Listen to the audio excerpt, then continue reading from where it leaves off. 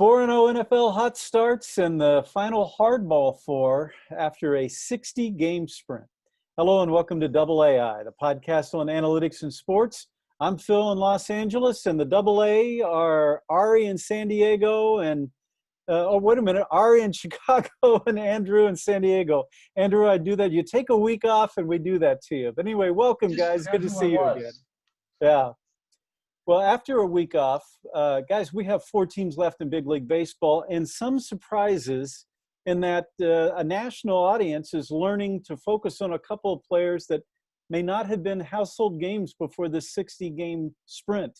Now, Freddie Freeman, likely National League MVP for Atlanta, they know all-star player, but now best of the best. But what are the chances, Andrew, that they know who Ian Anderson is? Because if I say Ian Anderson, your first thought is? I'm not even sure. Yeah, I wasn't even aware of him coming into this series. Well, my first thought is what we were talking about before we started recording, Jethro Tull. The great musician for those too young on the podcast. Although I remember Ian when he was drafted early and seemed to be overvalued at that time, but we got to give the Braves credit on that because he was a high school right-hander, and high school right-handers have been highly volatile. Now, if we do the same thing in the American League, we're going to drill down on Tampa because Randy Arozarena has been just exploding in attention that he's getting, deservedly so, and so has the back end of the Rays bullpen. They have a 3-headed monster. So, Ari, when you look at Arozarena, what's the first thing that stands out to you? Similar is that you don't need that big name to be able to have that offense. And also, the name of him and Fairbanks, Nick Anderson, Diego Castillo, a lot of the others, they're a cohesive team. And that's one thing that is, really remarkable. A little bit like the Nationals last year. Although, not the Nationals had some quote unquote star players. So just the way that they integrate with the team and play together is extremely impressive. But if you look at Castillo, he might be the de facto closer, although Fairbanks is clearly capable of doing that. Castillo is a rare homegrown talent for the Rays. Here's some notes on that. They signed him for $64,000 out of the DR when he was 20. Usually those guys, the 16 is the age that we hear, but usually those guys are locked up at 14 or 15. But he was signed at 20, 4 years after most guys, so we have to give their scouts credit for that. And then Tampa does some things. I mean, we just mentioned Arozarena came from the Cardinals. Fairbanks and Anderson came in trades. Tampa does a thing where they arbitrage assets. How do we explain that most simply, Ari? Yeah, so arbitrage, I had some experience working with Dan Duquette with the Expos and Orioles, where you don't necessarily have the payroll to sign it's more expensive free agents. So, the assets are your players, and arbitrage are to find undervalued players that other teams may overlook. So it could be lower cost, higher risk, like we might have injuries, or some of the names of the players we've had. Anderson, this is his first year in the majors. So signing somebody, in the minors and pushing them up quickly does have some risk. Perhaps they used to be effective and then they degraded, but you believe you can get them at a low cost and work with them to develop them back to an improvement. So those are all arbitrage assets. And what's remarkable is, Tampa in the Final Four, they're actually up 2-0 as we record this against the Astros, only a $28 million payroll. And compare that to the Yankees, which have the highest payroll of $109 million. And mind you, that's over the 60 games. That's why they're lower than usual. But basically 1/4 the payroll of the Yankees that they ended up beating. In fact, only the Pirates and Orioles had a lower payroll. It's odd. And we have to give the Rays credit. And since this ownership group took over, they've won 90 games 6 times. And only the Dodgers, Yankees, and Red Sox have done that more often. So we've got to give the Rays credit for that. And they've been down, but they they bounce back. They seem to have a plan and stay with it. Even in the middle of how unpredictable baseball can be, they've been able to have a philosophy and get the most out of it. Now, the other thing that's standing out in the wild card and then in the second round of the playoffs, the balls were leaving the park, unbelievably so. If it was a run scored, it was a home run. And Rob Arthur, Baseball Prospectus, tweeted out that the velo has been spiking during the playoffs. And Andrew, that right away, that makes us think back, same thing last year where there was suspicion of a juiced baseball during the playoffs. Yeah, I know. I find it somewhat hard to believe after all of the bad press MLB got last year that they would repeat what they're doing another year going forward. We don't know, right? We don't know until someone actually gets their hands on some of these balls and can take them apart like they did last year. But it is interesting to see. That research really, for you, Ari, stands out because you know some of the people involved with that. Yeah, Meredith Wills, who's a PhD rocket scientist from NASA, and Al Nathan here in Chicago. He's more south with a university who has a lab where he sets up wind tunnels and measures wind, measures impact. So it's not just the gut feel of what we think the ball's doing, but you could actually measure it.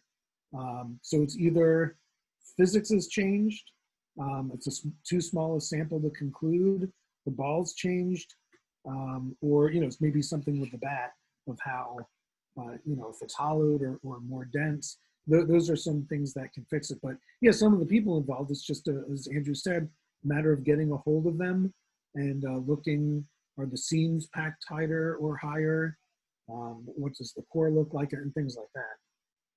Yeah, if you grabbed a big league baseball and a AAA baseball, there was obviously a difference 2 years ago, but then a year ago, they were about the same. You could grab a AAA ball and a AA ball and say, wait a minute, there's a big difference here. The AAA big league ball was more brick-like, far more dense, and a little bit smaller.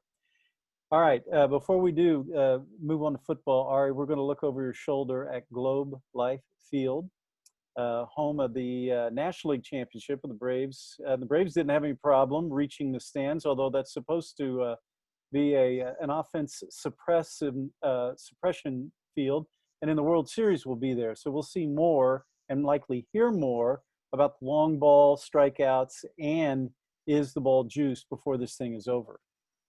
And the attendance for the season went from 0 to, 10,000 or so in one game.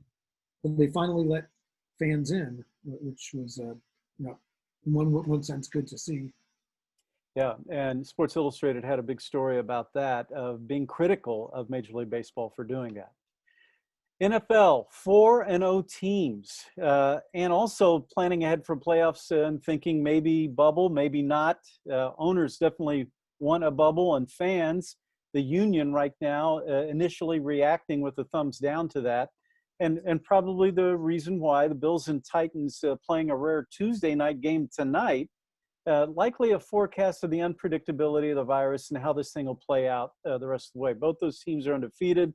That creates a short prep week for both teams, although not as badly as it could be. The Titans host Texans Sunday. Bill hosts Chiefs Monday night in a rare 5 o'clock Eastern time. That's a 2 o'clock kickoff for us out here on the West Coast, Andrew. But the 4-0 teams already, I already talked about one of them, or both of them, but Steelers, Green Bay, Seattle, they're all 4-0. Seattle has a bye week coming up. Keep an eye on Green Bay at Tampa. Here are the two big games of the weekend, it appears. Green Bay, Aaron Rodgers, at Tampa, Tom Brady. And in the Midwest, they're all fired up about this. 4-0 Steelers hosting the 4-1 Browns. Now, that's a little bit look back, a little bit look ahead. Here's where we do our NFL one thing. Andrew, your one thing about the NFL week number 4. Yeah, continuing my theme of big bets, this one not either that's paid off or lost yet, but DraftKings reported a week ago an unidentified bettor placed a 3-leg parlay for Georgia to win the SEC East, Alabama to win the SEC West, and the Packers to win the NFC North. Nothing too unconventional about that. The surprising thing was that was a $3 million bet. Wow. If it comes through, if the three all hit, that's 8.6 million in winnings. It's the largest parlay the DraftKings sportsbook director had ever seen in his 30-year career in Vegas. And Andrew, it just illustrates things we've talked about in this restart of sports, and that there's been a clear separation of the casual sports fan and the sports fan that the industry's playing to. And you just described it. Ari, one thing in the NFL. In the NFL, pulling on my theme of the Bears, who had 80% chance of losing every game that they won. So basically against the odd comebacks. But we mentioned Tom Brady with Tampa. If you haven't seen the game, it was the final drive. They probably could have won. And he lost track of the downs. And he thought it was only 3 downs when it was the 4th down. And he's like, it's the 4th down, right? And he was looking at the refs. He looked at the coach. But yeah, he lost track, and that was, then the clock runs out, and that's the end of the game. So fundamentals. Yeah, you betcha. My one thing, the Steelers defense. ESPN's Brian Burke created a graph that illustrates the hot start for the defense. The Steelers D leading the league in pass rush and run stop. And we encourage you to follow Brian on social media. He does a really good job. Andrew, let's follow up on the point you talked about. Sports betting, DraftKings in the news, massive again. Yeah, absolutely. They just did another stock issue. Back in June, they did a stock issue for $600 million, and they just raised another $1 billion by issuing stock. So again, these companies, the sportsbook companies, see a big future and want to invest. Well, and Ari, you're there, your hometown, Chicago, now the hub of the mobile sports betting industry right now, because Illinois, Indiana, and Iowa, I would have never thought that. I read that, and I've had a really hard time.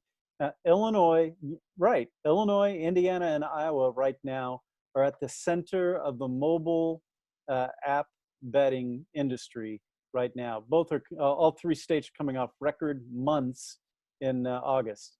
Really amazing. Vegas all started with Bugsy Siegel coming up with an idea in Chicago. I used to live in the building he used to live in, separate times, the building Stratford. But he came up with the idea of legalizing betting. So the tradition continues of Chicago. Oh my. The city with shoulders and a mobile app. Yeah. All right, from football to football. Fill us in. Andrew, things going on with the Premier League. We were talking about big money, and big money was discussed this weekend in a report that has thrown all of English football into turmoil. So it came out that the English Football League's chairman, Rick Perry, along with Manchester United and Liverpool, have proposed a project, Big Picture. At the face of it, it sounds really good. It would immediately give £250 million to the EFL from the Premier League, an additional £100 million to the Football Association to cover their losses, investments into the women's game, the lower level leagues, kind of mirroring what's going on with baseball's minor leagues we've talked about. So a massive cash injection, and it would change the revenue share between the Premier League, giving more money to the Championship and the lower level leagues. All sounds really good until you realize that this wasn't a magnanimous proposal on the part of the top teams in the Premier League. First off, 2 of the national cups would be eliminated. So they play tournaments in mid-season or midweek. Those would be eliminated. They reduced the number of teams in the Premier League by 2, forcing a number of teams just to be kicked out unexpectedly, if you will. And then most importantly, they get rid of the equal voting share for a lot of issues in the Premier League and give a lot of power to the 9 teams that have been in the English Premier League the longest. So, doing something to help out the lower level leagues, but in return getting a lot more control over their own area. And we talk about this in the English Premier League, but there's a lot of stuff going on in European football. You have many teams talking about some sort of super league to replace the top tier leagues being played within nations already. This money is going to change, or the COVID is going to change things. It'll be interesting to see what it looks like in a couple of years. Great observation. French Open tennis in Paris. Quick update on that. Yeah, absolutely. We don't often talk about tennis, but I think we have to acknowledge the amazing performance of Rafael Nadal, going through the tournament without dropping a set again, holding or beating Djokovic at love in the first set in the championship match itself. But he's now tied Roger Federer for 20 overall Grand Slams, and this is now his record extending 13th French Open title. Just an amazing performance on an amazing career. Well, he was standing at midcourt holding up the trophy, and that's a lot like the championship celebration recently. LeBron James, the Los Angeles Lakers, conquering the NBA bubble in Orlando in the really odd NBA season, but a very competitive tournament, and really a remarkable ending, the manner in which the Lakers jumped all over the Heat in the decisive game and won it very easily. So what we're going to do is each of the three of us have some stats, analytics we're going to share and break down. Andrew, why don't you go ahead and go first?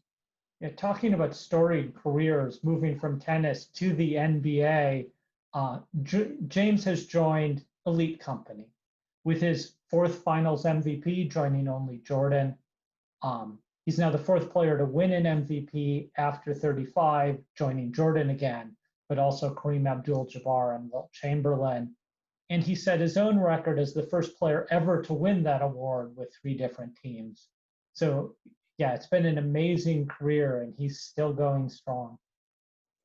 Now, it's easy to say he's the best unless you happen to live in Chicago.